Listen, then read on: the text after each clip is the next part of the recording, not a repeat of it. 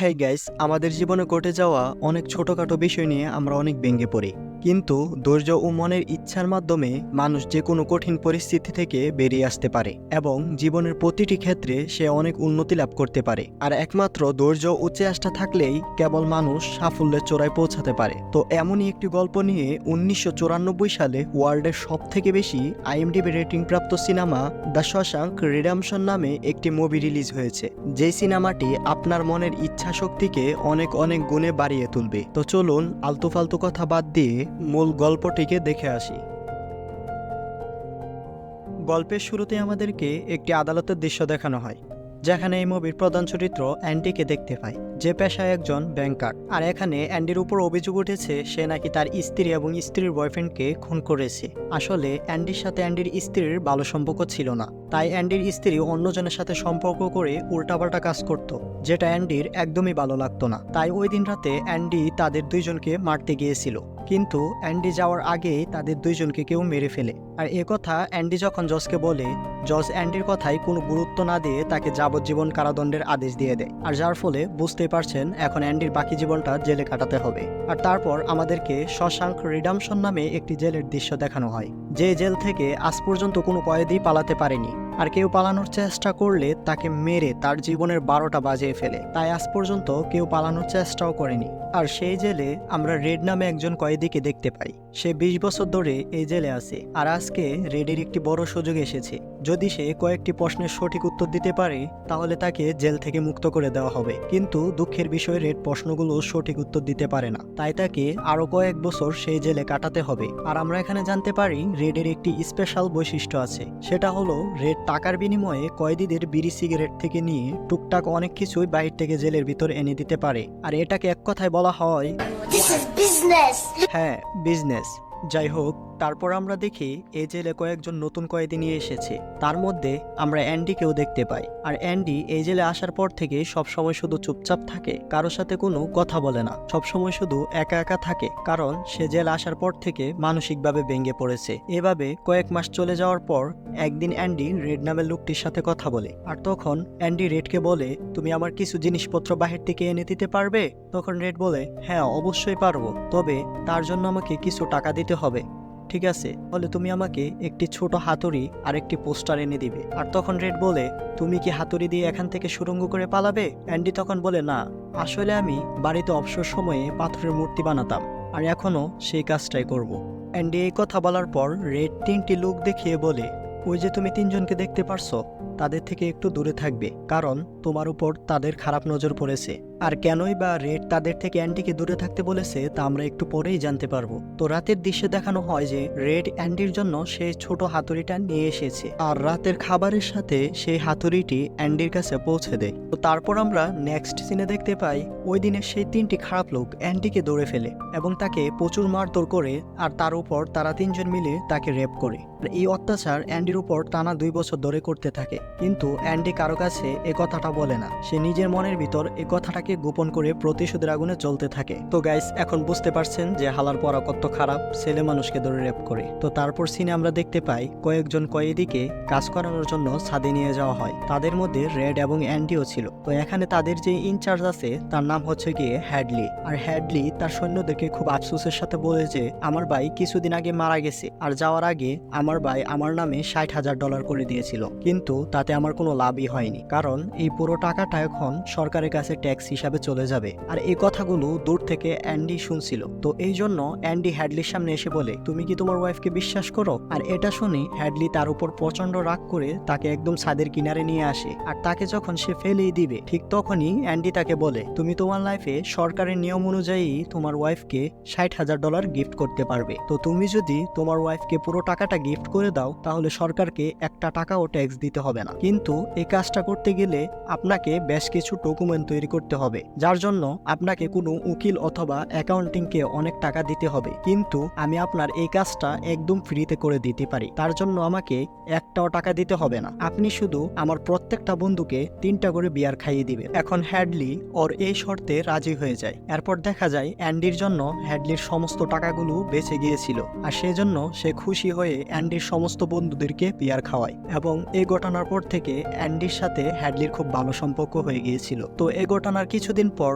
Andy এবং তার ফ্রেন্ডদেরকে একটি মুভি দেখানো হয়। আর যখন অ্যান্ডি সেখান থেকে বেরিয়ে চলে আসে তখন আমরা দেখতে পাই সে 3টা লোক যার তার উপর বদনজর দিত তারা তাকে ধরে রেপ করতে চায়। আর তখন অ্যান্ডি তাদের যে লিডার আছে তার উপর অ্যাটাক করে দেয়। আর এই জন্য তারা অ্যান্ডিকে প্রচুর মারধর করে হসপিটালাইজ করে দেয়। আর তাকে যে লোকটা মেরেছে তাকে 1 সপ্তাহের জন্য কন্ডেন্সারের মধ্যে পাঠিয়ে দেওয়া হয়। তবে যখন সে সেখান থেকে বেরিয়ে আসে তখন তার সামনে চলে আসে সেই অফিসার যার কিনা $60,000 অ্যান্ডি বাঁচিয়েছিল। তো এই জন্য অফিসার তাকে এত বেশি মারে যে সে সারা জীবনের জন্য পঙ্গু হয়ে যায়। তো তারপর সিনে আমরা দেখতে পারি যে জেলের যে ওয়ার্ডেন আছে সে অ্যান্ডির রুমে তল্লাশির জন্য আসে। আসলে তল্লাশি হচ্ছে একটা বাহানা, কারণ তার অফিসার তাকে বলে দিয়েছিল অ্যান্ডি তার $60,000 বাঁচিয়ে দিয়েছে। তো এই জন্য ওয়ার্ডেন তার সাথে দেখা করতে চায়। আর ওয়ার্ডেন যখন অ্যান্ডির রুমে আসে তখন অ্যান্ডির হাতের মধ্যে একটি বাইবেল ছিল। আর ওয়ার্ডেন তখন অ্যান্ডির কাছ থেকে সেই বাইবেলটি নেয়, কারণ সে বাইবেল পড়তে খুব পছন্দ করে। আর সে দেখতে পারে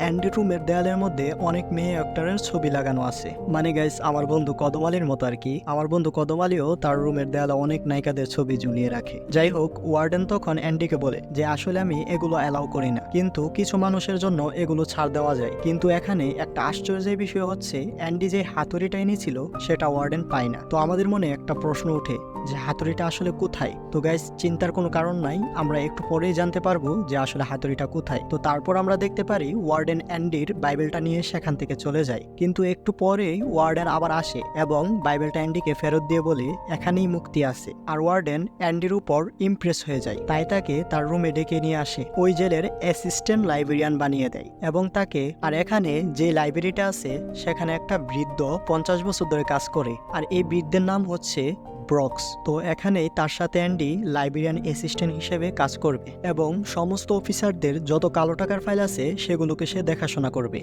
আর এভাবে কয়েকদিন কাজ করার পর তার নিজেরও একজন অ্যাসিস্ট্যান্টের দরকার, তাই সে তার বেস্ট ফ্রেন্ড রেডকে তার অ্যাসিস্ট্যান্ট বানিয়ে নেয়। তো তার কয়েকদিন পরে আমরা দেখতে পারি ওই জেলের বয়স্ক লাইব্রেরিয়ান ব্রক্স একটি কয়েদির গলায় চাকু ঠেকিয়ে তাকে মেরে ফেলার চেষ্টা করে। আর এই ঘটনাটা দেখে অ্যান্ডি, রেড এবং বাকি সবাই অবাক হয়ে যায়, কারণ ব্রক্স খুবই শান্ত স্বভাবের একজন মানুষ, কারণ ও আজ অব্দি কারোর সাথে কোনো বাজে ব্যবহার করেনি। আর তাই ব্রক্সকে এরকম কাজ করতে দেখে তারা কেউই বিশ্বাস করতে পারছিল না। যদিও ব্রক্স কিছুক্ষণ পর কাঁদতে কাঁদতে ওই লোকটির গলা থেকে চাকু নামিয়ে তাকে ছেড়ে দেয়। আসলে বিগত 50 বছর ধরে ব্রক্স এ জেলে সাজা কাটছে, কিন্তু এখন তার বাকি সাজা মাফ করে দিয়ে তাকে এ জেল থেকে ছেড়ে দেওয়া হয়েছে। কিন্তু ব্রক্স এ জেল থেকে কোনোভাবেই বাইরে যেতে চাইছে না, কারণ এই জেলের বাইরে সে কাউকেই চিনে না। 50 বছর ধরে এ জেলের 4 দেওয়ালের ভিতরে আটকে থাকার কারণে ও নিজের পরিবার, বন্ধু বান্ধব, আত্মীয় স্বজন সবাইকে ভুলে গেছে। তাই জেলের বাইরে ওই অচেনা পৃথিবীতে ব্রক্স কোনোভাবেই একা থাকতে চায় না। আর সেজন্যই ওই কয়েদিকে মেরে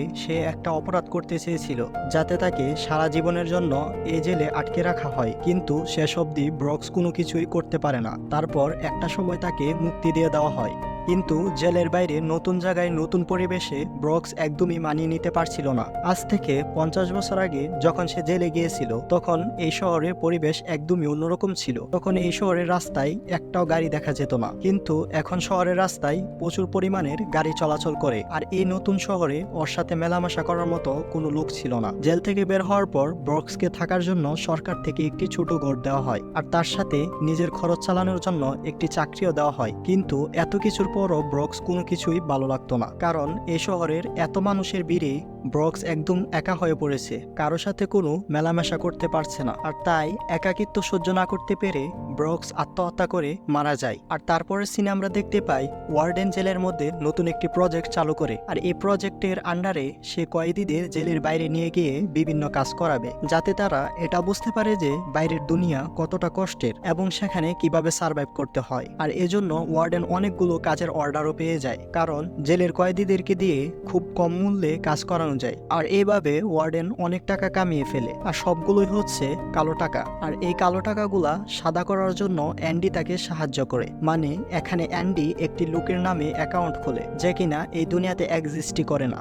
আর এই সমস্ত কালো টাকা অ্যান্ডির মাধ্যমেই ওই অ্যাকাউন্টে রাখে।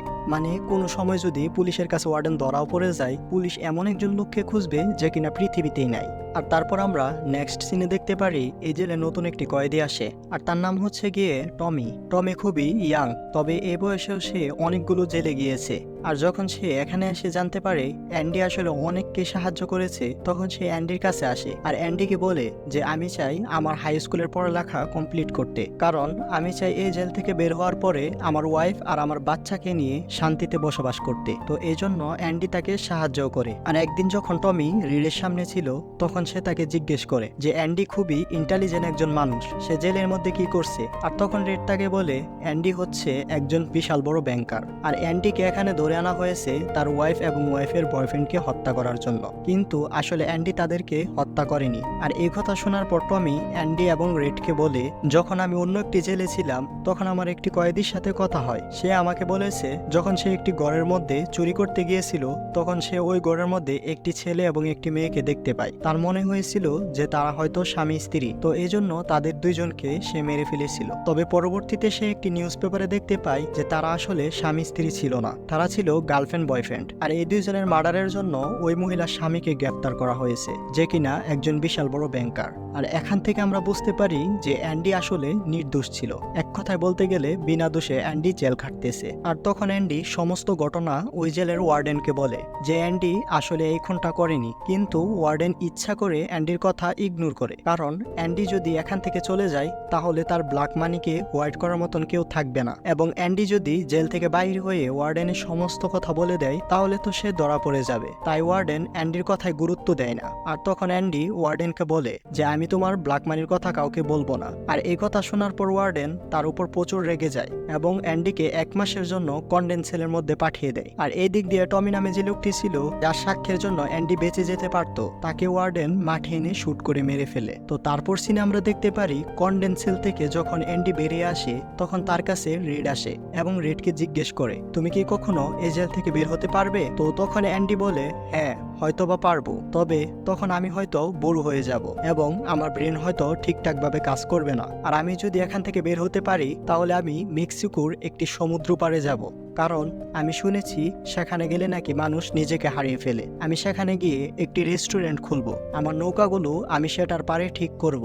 এরপর আমি আমার ফ্রেন্ড সার্কেলের সাথে মিলে সমুদ্র পাড়ে মাছ ধরতে যাব। তো এগুলো শোনার পরে রেড আসলে একটু বিরক্তি হয়। সে বলে আশা হচ্ছে একটি খুব ভয়ঙ্কর জিনিস, যেটা মানুষকে পাগল পর্যন্ত করে ফেলে, তাই তোমাকে বাস্তবতা মেনে চলতে হবে। আর এখান থেকে মেক্সিকো অনেক দূরে। তো তখন অ্যান্ডি বলে হ্যাঁ তুমি ঠিকই বলেছো, আমাকে হয়তোবা সাহস নিয়ে বাঁচতে হবে আর নয়তোবা মরতে হবে। তবে যাওয়ার আগে সে রেডকে বলে তুমি প্রমিস করো যে তুমি এই জেল থেকে বাইরে হওয়ার পর আমার একটি কাজ করে দিবে। তখন রেড বলে হ্যাঁ আমি অবশ্যই করব। আর তখন অ্যান্ডি বলে যে এখানে যে একটি বাস স্ট্যান্ড আছে সেটার পাশে একটি বিশাল বড় মাঠ আছে, সে মাঠে বিশাল বড় একটি গাছও আছে, আর সেই গাছের পাশে একটি দেয়াল আছে, আর সে দেয়ালে একটি কালো পাথর আছে। তো তখন অ্যান্ডি রেডকে বলে যে তুমি আমাকে প্রমিস করো যে তুমি জেল থেকে বাইরে হওয়ার পর তুমি সেখানে যাবে। তো তখন রেড অ্যান্ডিকে বলে যে আসলে ওই পাথরের নিচে কি আছে। অ্যান্ডি বলে যে এটা জানার জন্য তোমাকে অবশ্যই সেখানে যেতে হবে। আর এই কথা বলার পর অ্যান্ডি ওয়ার্ডেনের রুমে চলে আসে এবং ওয়ার্ডেনের সমস্ত কাজ করা শেষে ওয়ার্ডেনের যত ডকুমেন্ট ছিল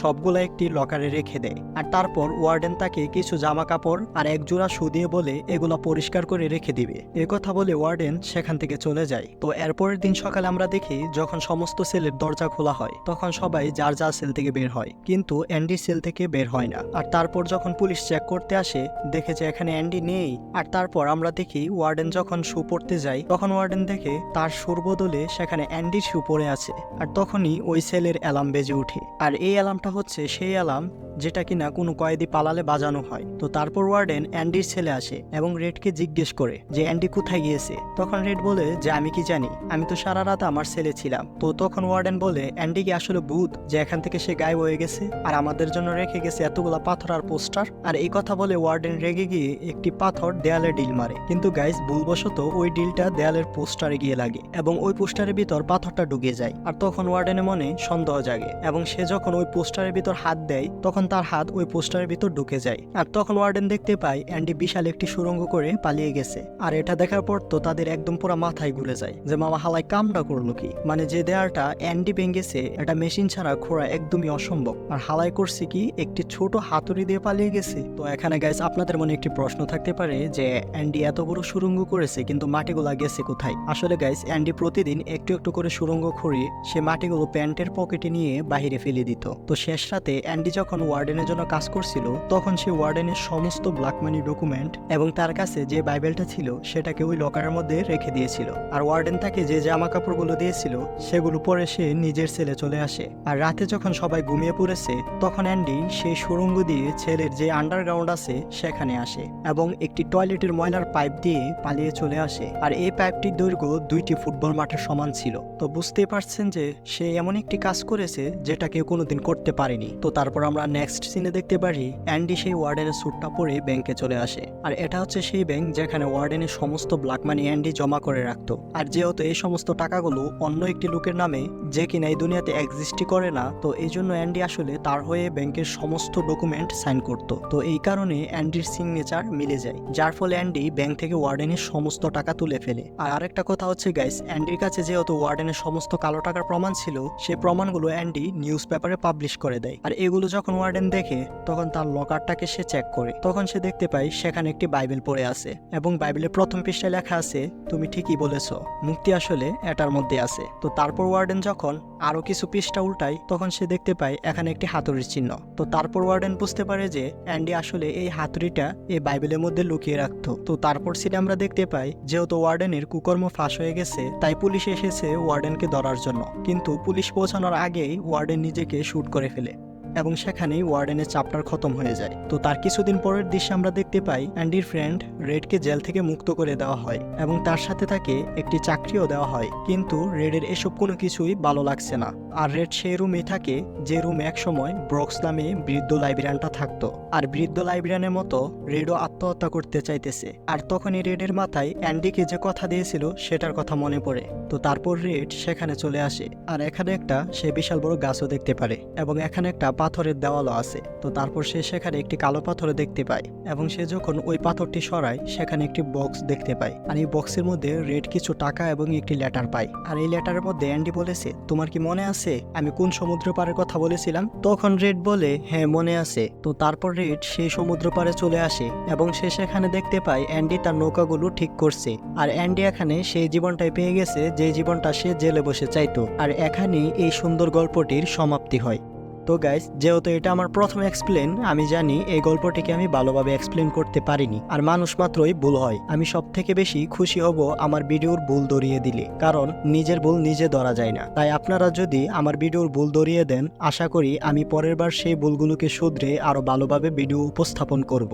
তো সবাই ভালো থাকবেন, সুস্থ থাকবেন এই কামনা করে আজকের মতো বিদায় নিচ্ছি।